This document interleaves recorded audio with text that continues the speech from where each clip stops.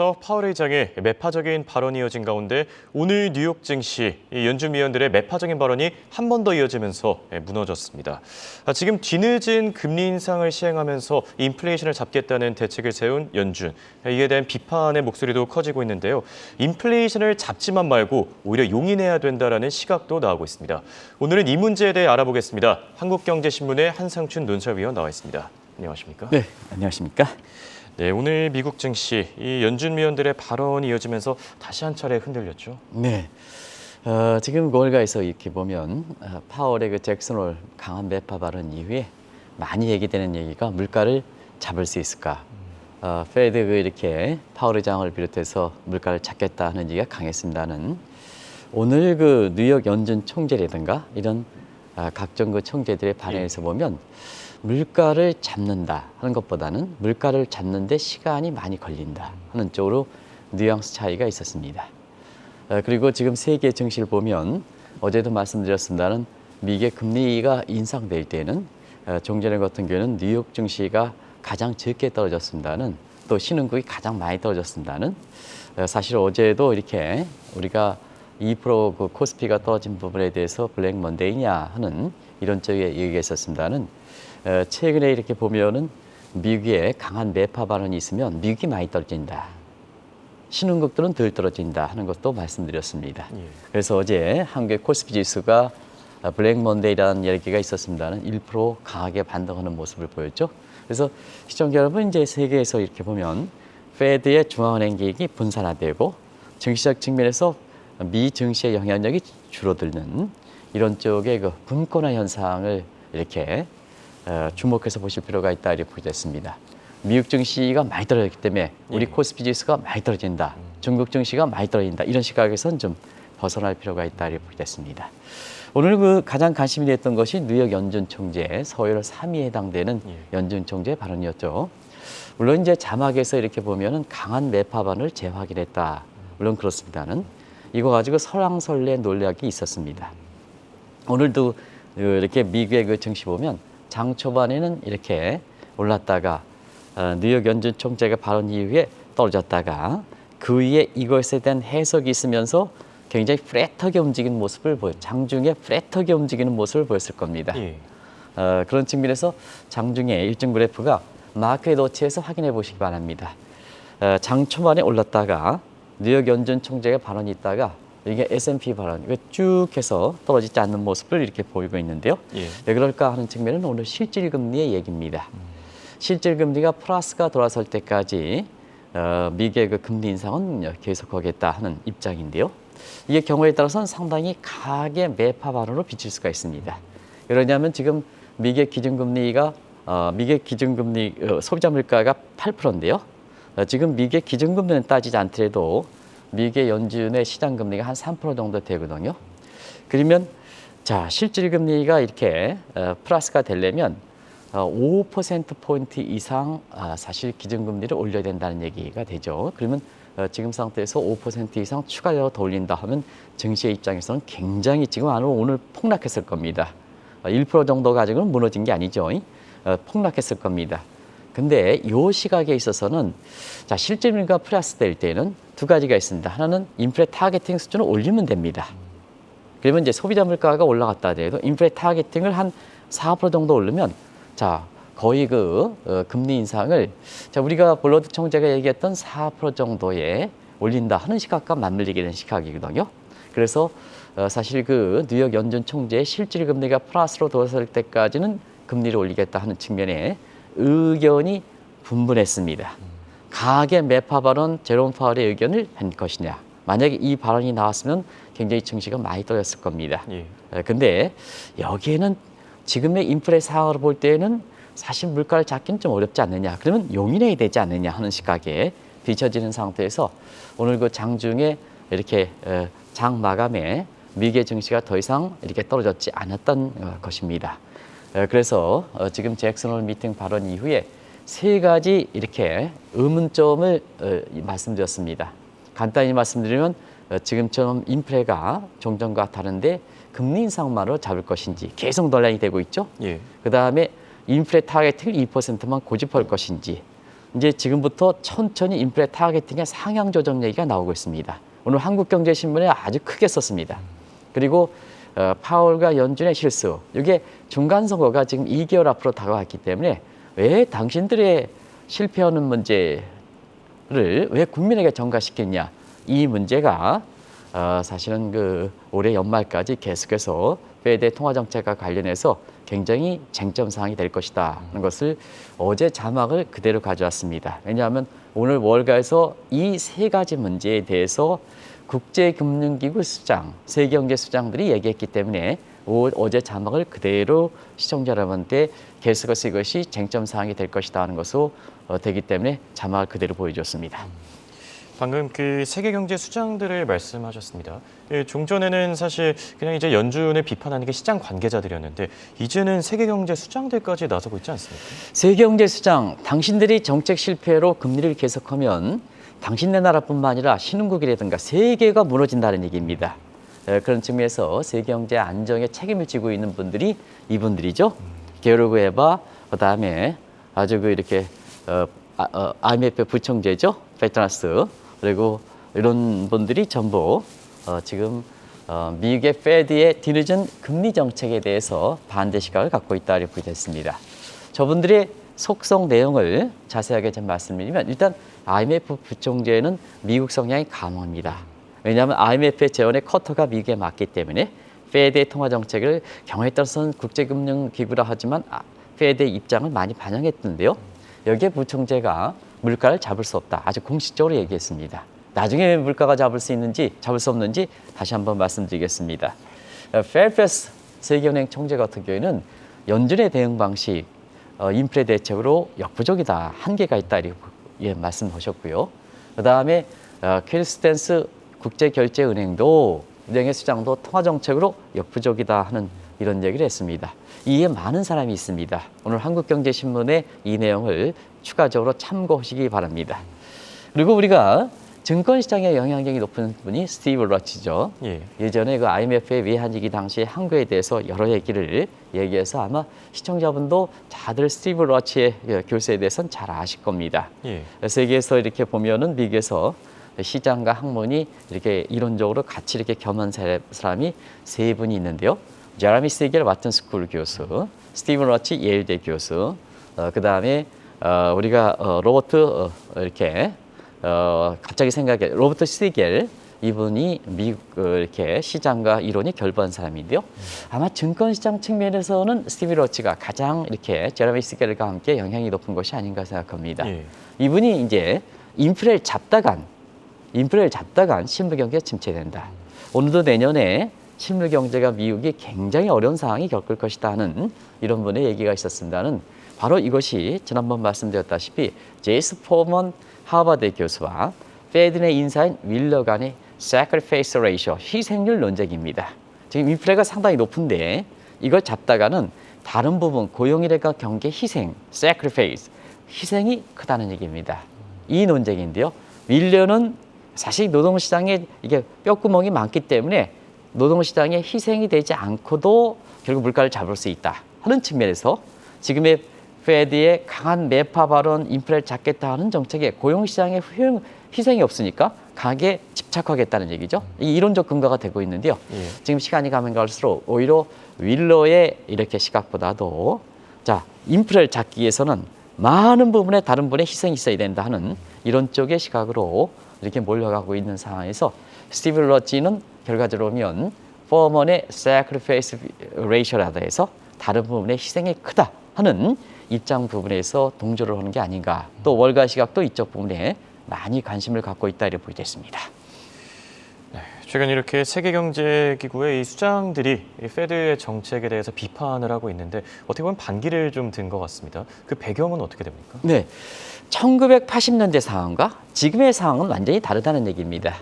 지금의 그 경기 침체, 물가가 오르는 스태그플레이션 상황, 특히 물가가 돈 물가의 이런 상황에 대해서 어떻게 지금의 페드식으로 소위 그 볼커식으로 우리가 볼커 모멘텀이 이래서 중요한 겁니다.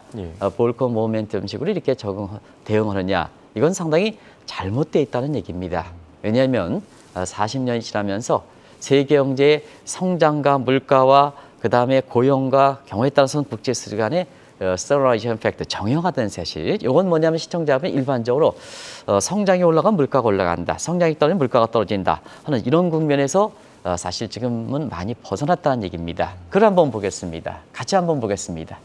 지난 20년간에 지속되었던 세계경제 상황이 코로나를 거치면서 완전히 대변화됐다. 오늘 한국경제신문에서는 대변화가 됐다.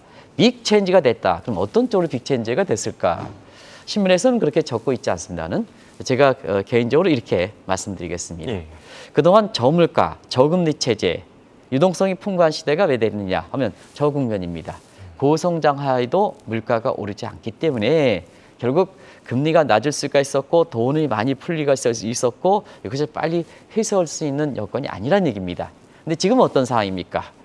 전부 저성장, 실물경제 침체가 우려내는 속에 물가가 오르고 있지 않습니까? 그래서 20년 전 지속되었던 상황과는 지금 다르다. 또 한 가지, 성장과 고용 간의 문제도 한번 보겠습니다. 시청자 여러분이 그동안 많이 얘기했던 jobless recovery입니다. 경기 회복되더라도 고용이 창출되지 않는다. 이 용어는 아주 눈에 익숙할 겁니다. 근데 최근에 보면 자 어떠냐? 자막을 같이 남겨주시기 바랍니다. 이건 대책 부분이니까 같이 남겨주시기 바랍니다. 그래서 지금 부분에 있어서는 고용과 성장 가건에서는 자 경기가 둔화되더라도 결국은 jobless, 노동시장이 풍족화되는 얘기입니다. 이게 종전과 다르다. 그러다 보니까 대책이 저렇게 거시경제의 큰 변수 중에서 성장과 고용과 물가의 변수에서 완전히 변했는데 왜 대응은 이렇게 물가도 제대로 인정하지 못한 상태에서 뒤늦게 이렇게 볼 것식으로 대응하지 않는 문제입니다. 그런 각도에서 얘기 나오거든요. 그러면 대책적인 측면에서 보겠습니다. 파월이 가는 관점으로 자, 인플레 타겟팅 올리지 않고 2% 오면 두 가지가 있죠. 금리를 앞으로 많이 올려야 되고요. 그 다음에 경기가 침체되겠죠. 예. 이런 부담이 되겠죠. 그럼 이 인플레 타겟팅을 이렇게 조금 올려주면 그만큼 금리를 빨리 올려가야 된다는 부담이 좀 줄어들고 경기의 사크리파이스에서 고용이라든가 성장에 대한 부담은 이렇게 희생 부담은 줄어들겠죠. 이런 것이 지금 논란이 되고 있다.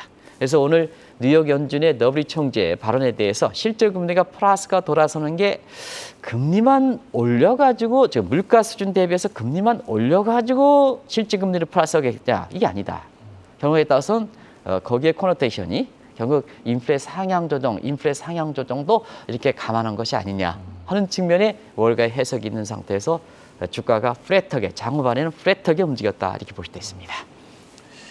자, 지금 인플레이션 문제가 과거와는 다른 이유, 지금 해결할 수 있는 방법이 좀 제한적일 것 같기 때문인데 지금 이 볼커식 모멘텀조차도 이것만 밀어붙이기엔 좀 한계가 있지 않습니까? 네, 지금의 인플레 상황은 많이 다르죠.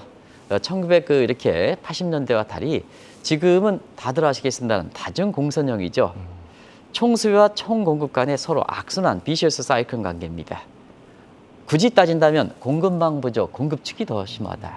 그런데 물가를 올려가지고 총수요 관리 대책에 해당되는 물가만 올려가지고 공급 측 인플레를 잡을 것이냐 하는 측면에 퀘스천을 그린다. 이렇게 볼 수 있습니다. 두 번째는 디지털 환경입니다. 과거에는 디지털은 네트워크만 깔면 깔수록 공급 능력이 확대되기 때문에 성장되더라도 공급 능력이 확대되기 때문에 물가가 오르지 않았습니다. 이게 디지털의 어떻게 보면 아마존 효과입니다. 그런데 지금은 디지털들이 공룡 시대가 됐습니다. 빅테크 시대, 공룡 시대가 됐습니다. 국가 권력을 국가를 무너뜨릴 정도로 공룡 시대가 됐습니다. 그러면 지금 국제 유가라든가 이런 게 올라가죠? 그러면 정부의 규제가 없을 때는 소비자에게 저감시킨다는 얘기입니다. 이게 아마존 효과입니다. 그래서 과거와 지금과 20년 전과 지금과 다른 것은 20년 동안의 모습과 지금과 다른 것은 이렇게 인플레 환경도 완전히 달라졌다는 얘기입니다. 그런데 대책은 왜 페드라든가 제롬 파월이 이렇게 인플레 가장 최대 현안인 상황이 과거보다는 공급 측 요인이 강하고 아마존 효과보다는 아마존 효과의 디지털 효과도 바뀌어가 있는데 당신들의 나라 대책은 어떻게 금리를 올려가지고 잡겠냐 하는 것에 저런 수장들이 반기를 들고 있는 겁니다. 그런 각도에서 이번에 잭슨 미팅에서 이렇게 우리나라 한국은행 총재 중에서 유일하게 주재 발표를 했던 이창용 한국은행 총재가 페드 입장에서 독특한 시각, 독자 노선을 가겠다 하는 시각도 같은 맥락에서 나온 것이 아닌가. 자, 전통적 어프로치 방식의 비전동 벙치의 어프로치 논문을 어제 성균관대학교의 김일철 교수가 저한테 원문을 보내주셨습니다.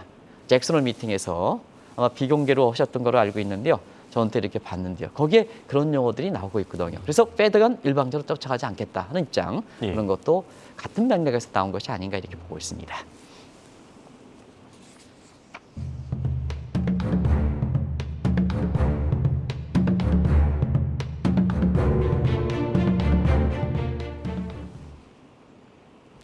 사실 페드도 이 부분에 대해서는 좀 같은 고민을 하고 있지 않습니까? 네, 이것은 말씀드렸기 때문에 페드의 트릴레마 사항이다. 경기와 금리와 물가 간의 트릴레마 사항이다. 자, 침체되는 실물 경제를 부추기 위해서는 금리를 올려야 된다. 금리를 내려야 된다. 예. 그러면 인플레 더 올라가겠죠. 그러면 인플레를 잡기 위해서 금리를 많이 올리면 경기가 더 침체된다. 이 트릴레마 국면이다. 어떻게 풀 것이냐. 이 고민은 일전부터 계속되지 않는데요. 잭슨홀 미팅에서 볼커 모멘트를 치면서 물가를 잡는데 이렇게 해서 이렇게 앞으로 좀 우선순위를 두겠다. 실물 경제 희생 부분을 이렇게 감수하겠다. 근데 이제 문제는 이 대목에서 지금까지 이렇게 나온 시각 보면 잭슨홀 미팅 발언 이후에 인플레 기대 심리가 낮아졌다. 이 통계 수치는 나오지 않았을 겁니다. 지금 통계 수치가 잭슨홀 미팅이 언제 끝났습니까? 파월 의장의 발언이 언제 끝났습니까? 연휴 일요일 끝나고 모국에서 통계 수치 잡을 수 있습니까? 아무리 빠른 여론조사 기관도 잡을 수 못 섭니다. 예. 그래서 지금은 뭐냐, 잡을 수 있겠다는 텍스 마닝 기법에 의해서 몇몇 사람한테 물어본 결과일 겁니다. 아직까지 통계 수치는 인플레 기대 심리로 잡히진 않았을 겁니다. 월시저널이 아마 그 내용을 내가 원문을 못 갚았기 때문에 그렇습니다는 전망 정도죠. 예, 그래서 통계 수치는 나오지 않았을 겁니다. 통계로 작업하는 데는 한계가 있기 때문에 그런 측면에서 이렇게 보면, 자, 잭슨홀 미팅의 발언 이후에 인플레가 잡는데, 자, 이게 인플레 잡는데 경기가 침체되면 있는 사람은 산다는 얘기입니다. 그러면 당신네들 바이든 정부 입장에서는 자, 실물 경기를 침체하면 밑에 사람들을 죽이겠다는 얘기거든요. 그러면 중간 선거 앞두고 이걸 계속해서 가져갈 것이냐?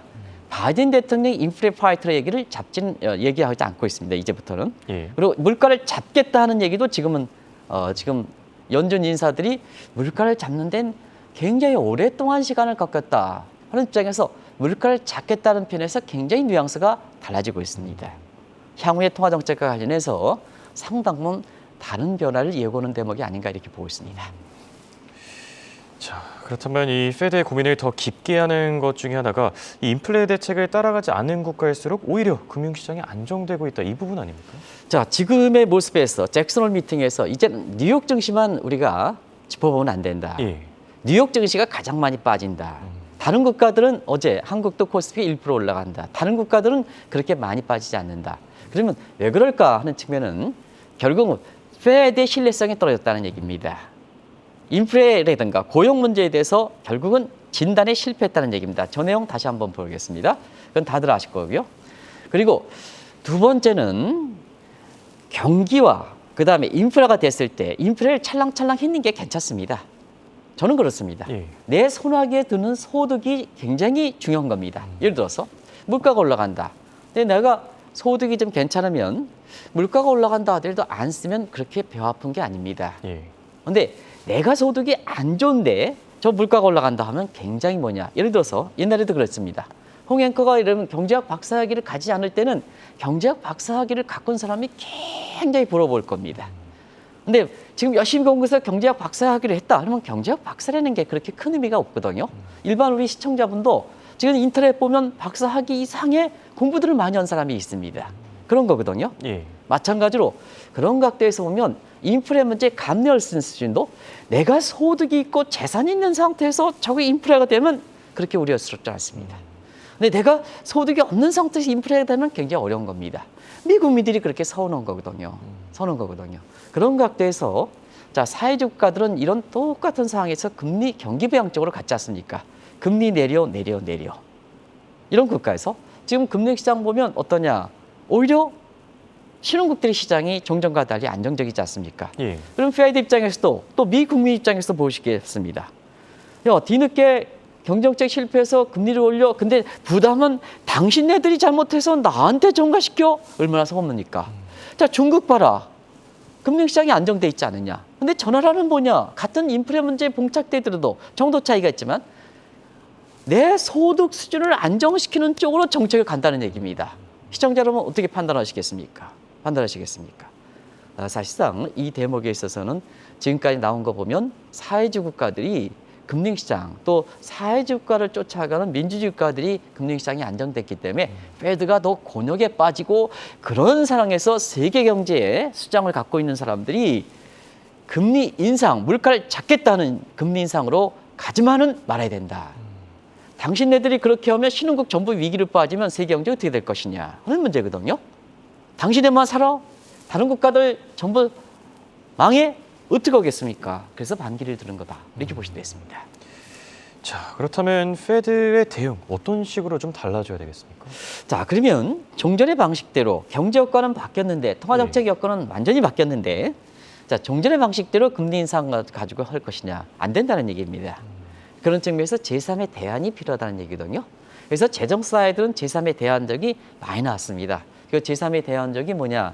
재정도 지금 국가 채무가 많습니다. 그중에 경기를 회복시켜야 되지 않습니까? 그래서 과거와 같은 대책으로는 안 된다. 그래서 저기 나오는 식으로 페이고 간지원 정책 이런 식으로 또 요즘 많이 나오는 게 레이니 펀드라고 해서 레이니 데이 펀드라 해서 경제가 어려울 때는 좀 많이 지출하고 경기가 호황일 때는 좀 예비 자금을 축소시켜서 지금과 같은 상황에 대비해라 하는 게 레이니 데이 비 오는 날에 대비하는 펀드입니다. 이런 생각이 나오고 있습니다. 근데 아직까지 제3의 대책은 저 세계를 주도하는 페드가 옛날의 방식에서 벗어나지 못하다 보니까 결과적으로 뭐냐 제3의 방안이 아직까지 통화정책의 측면에서 나오지 않는 상황이다 이렇게 보겠습니다.